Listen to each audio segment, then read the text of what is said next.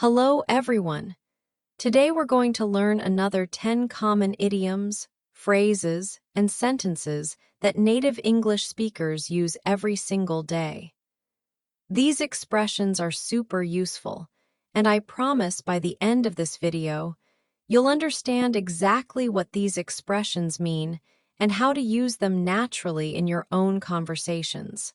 Here's how you can get the most out of this video. First, listen while reading the subtitles.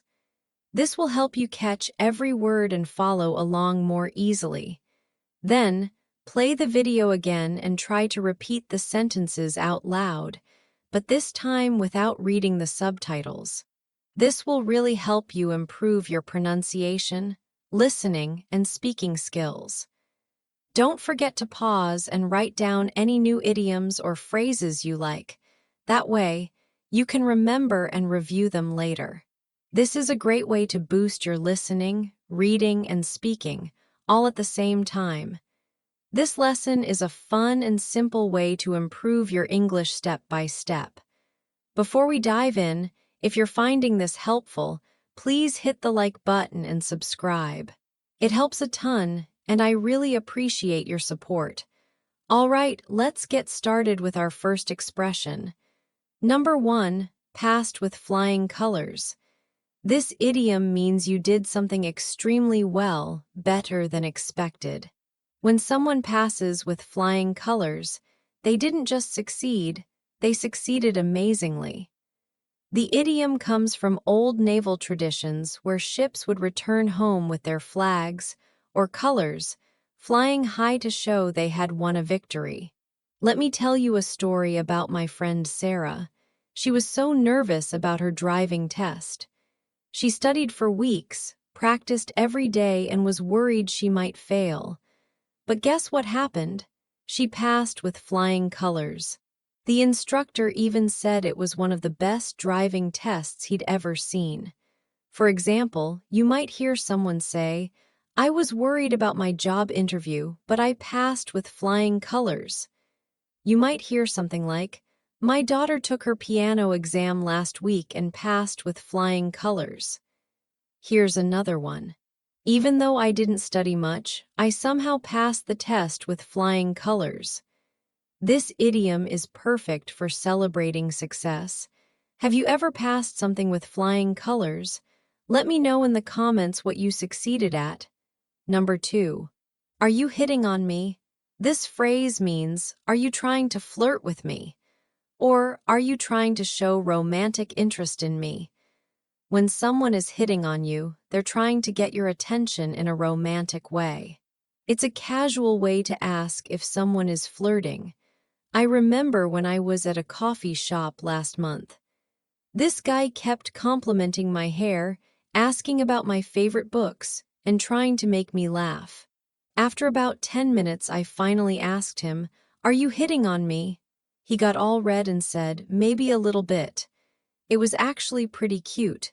People often say, "That guy at the bar was totally hitting on me all night." You might hear something like, "I think my coworker is hitting on me, but I'm not sure." Let's take this one. "She asked me if I was hitting on her, and I didn't know what to say." This phrase is super common in casual conversations about dating and relationships. Do you think you could use this expression in your daily life? Let me know in the comments if you've ever had to ask someone this question. Number 3, rest in peace. This expression is used when someone has died. It's a way to show respect and wish that the person who passed away is peaceful and happy in death. You'll often see this written as RIP on social media or tombstones. It's a kind, gentle way to honor someone's memory. When my grandmother passed away 2 years ago, everyone at the funeral said, "Rest in peace, Grandma Rose." It was our way of saying goodbye and hoping she was at peace. People also say this when famous people die, or even sometimes when something ends, like when a favorite restaurant closes down. For example, you might hear someone say, "My old teacher passed away yesterday. Rest in peace, Mr. Johnson." You might hear something like, "Rest in peace to all the people who lost their lives in that accident." Here's another one. "When my cat died, I said, 'Rest in peace,' Whiskers, and buried him in the backyard." This expression shows respect and love for someone who has died. Have you ever heard this expression before? It's important to know because it's a way to show you care about others during difficult times. Number 4, I couldn't help overhearing. This phrase means you accidentally heard something that wasn't meant for you, but you're being polite about it. It's like saying, "I'm sorry, but I heard what you said, and I want to help," or "I didn't mean to listen, but I heard you talking." It's a polite way to join a conversation or offer help. Last week, I was sitting in a restaurant, and the couple at the table next to me was talking about being lost. They were looking at their phones and seemed really confused. I turned to them and said, "I couldn't help overhearing, but are you looking for the art museum? I know exactly where it is." They were so grateful for my help. You might hear something like, "I couldn't help overhearing your conversation about job hunting. I know someone who's hiring." For example, "I couldn't help overhearing that you're planning a trip to Italy. I just got back from there." Let's take this one. "I couldn't help overhearing you mention you need a babysitter. My sister might be interested." This phrase is perfect for being friendly and helpful without seeming rude. Do you think you could use this when you want to help someone? Let me know in the comments if you've ever wanted to join a conversation you overheard. Number 5, I kid you not. This expression means I'm telling you the truth or I'm not joking. When someone says, "I kid you not," they want you to know they're being completely serious, even if what they're saying sounds unbelievable. It's like saying, "I promise this really happened," or "This is 100% true." My friend told me the funniest story yesterday. She said, "I kid you not, I saw my neighbor walking his cat on a leash like it was a dog. The cat was actually enjoying it. At first, I thought she was making it up, but then she showed me a picture. It was hilarious." People often say, "I kid you not, I won the lottery." Just $5, but still. You might hear something like, "I kid you not, my boss asked me to work on Christmas Day." Here's another one.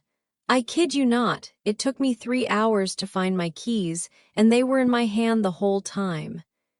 This expression is great for emphasizing that you're telling the truth about something surprising. Have you ever had something so unbelievable happen that you had to say, "I kid you not"? Share your story in the comments. Number 6, are you still mad at me? This phrase is used when you think someone is angry with you and you want to know if they're still upset. It's a way to check on the relationship and see if you need to apologize or talk about what happened. It shows you care about the person and want to fix things. I had a fight with my best friend last month about something really silly. We didn't talk for a few days, and I felt terrible. Finally, I called her and said, "Are you still mad at me about what I said?" She laughed and said, "I wasn't even mad anymore.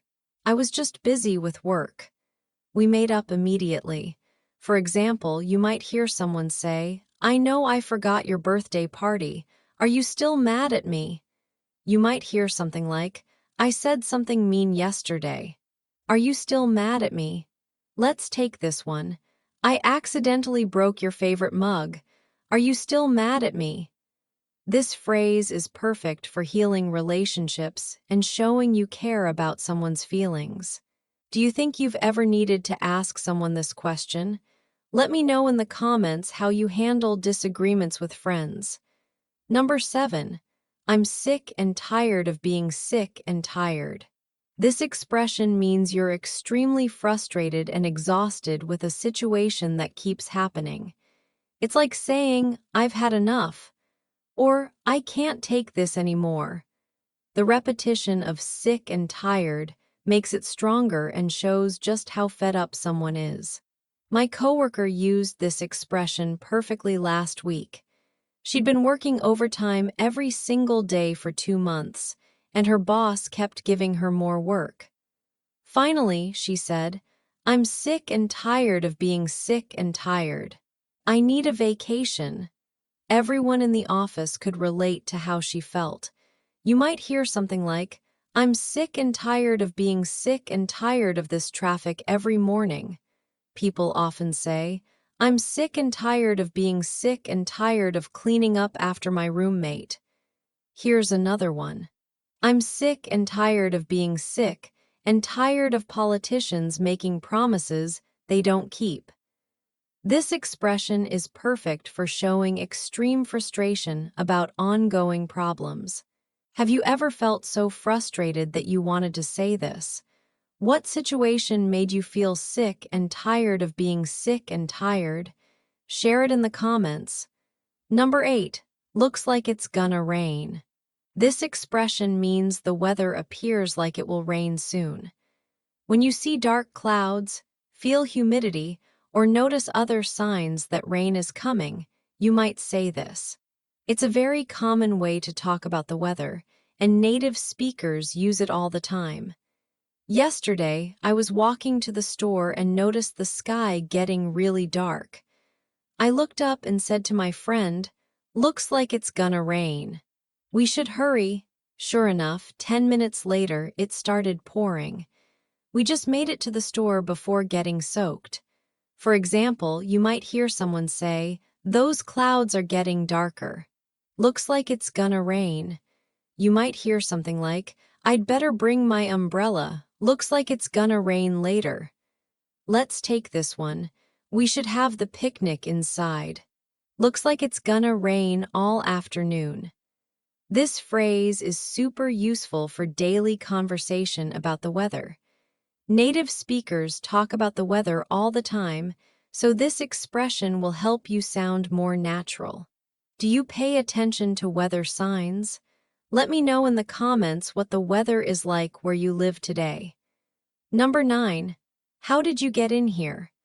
This expression is used when you're surprised to see someone in a place where you didn't expect them, or when someone enters a place that's supposed to be locked or private. It can be said with surprise, confusion, or sometimes concern, depending on the situation. This happened to me just last week. I was in my office working late, and I thought I was the only one in the building. Suddenly, my coworker appeared in my doorway. I was so startled that I said, "How did you get in here? I thought the building was locked." She laughed and said she had stayed late too and was just getting her keys. You might hear something like, "How did you get in here? I locked the front door." For example, "The party is invitation only. How did you get in here?" Here's another one. "How did you get in here? I thought you were in another city." This phrase is perfect for expressing surprise when someone appears unexpectedly. Have you ever been surprised to see someone somewhere unexpected? Let me know in the comments about a time when you wanted to ask someone, "How did you get in here?" Number 10. The battery is dead. This expression means a battery has no power left and needs to be charged or replaced. We use this all the time with phones, cars, laptops, and other electronic devices. When something stops working because the battery has no power, we say the battery is dead. This happened to me yesterday, and it was so frustrating. I was trying to take a picture of a beautiful sunset, but when I pulled out my phone, the screen was black. I pressed the power button and nothing happened. I said to my friend, "Oh no, the battery is dead." I had to wait until I got home to charge it and missed the perfect photo opportunity. People often say, "I can't call you back right now. The battery is dead on my phone." You might hear something like, "My car won't start. I think the battery is dead." For example, I was in the middle of an important email when the battery died on my laptop. This expression is incredibly useful because we use batteries for everything these days. Do you ever forget to charge your devices? Let me know in the comments what happens when your phone battery dies at the worst possible moment. Let's recap what we learned today. We covered so many useful expressions today. Let's quickly go through them one more time. We learned past with flying colors for when someone does amazingly well. Are you hitting on me? For asking if someone is flirting. Rest in peace for honoring someone who has passed away. I couldn't help overhearing for politely joining conversations. I kid you not for emphasizing you're telling the truth. We also learned, are you still mad at me? For checking on relationships after disagreements. I'm sick and tired of being sick and tired is for expressing extreme frustration. Looks like it's gonna rain for talking about the weather. How did you get in here? Is used to express surprise about someone's presence. And finally, the battery is dead is for when electronic devices stop working. These expressions will help you sound more natural and connect better with native English speakers. Practice using them in your daily conversations and don't be afraid to make mistakes. That's how we learn.